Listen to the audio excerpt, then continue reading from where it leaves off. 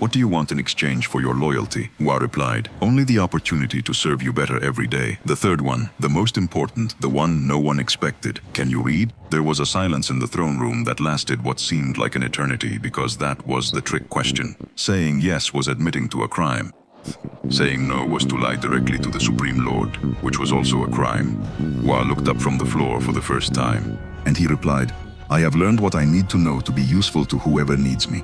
Kamen smiled, not because the answer was honest, but because at that moment he recognized someone as calculating as himself. And powerful men always prefer to have calculating people close by, because they understand them, because they can use them. What Kamen couldn't know then was that Wa's calculations were infinitely deeper than his own. For 20 years, Wa Wahang Sud served Supreme Lord Kamen. That was the name they gave him when they raised his rank.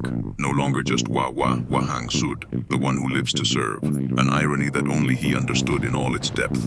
He became the Supreme Lord's closest advisor, the man Kamen consulted before making any important decision. Wars, alliances, construction projects, taxes. Nothing was decided without Wa Wahang Sud giving his opinion.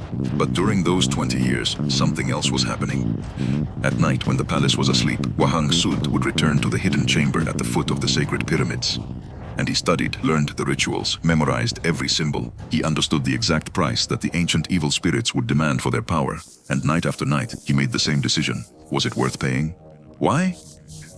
This is the question that the records never answered clearly, but the logic of his life answers it perfectly. Wahang Sud had risen higher than any slave in the history of the empire, but everyone around him knew it. Origin is not forgotten in a caste society. The priests looked at him with concealed disdain. The generals tolerated him only because the Supreme Lord wanted him close. The nobles smiled to his face and plotted behind his back, and Wahang Sud saw it all. Every condescending look, every veiled comment, every reminder that no matter how high he rose, he was still the slave who learned to read in the sand.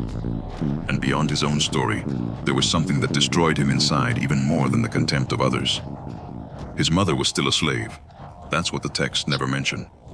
While Wahang Sud dined with the Supreme Lord and advised on the fate of empires, his mother was still carrying stones under the sun. He had asked for her freedom once. Kamen had considered it, and then he had said no. Because freeing the mother of the chief advisor would send the wrong message, because the other slaves would start to believe that hard work brought freedom, and that was dangerous for the order.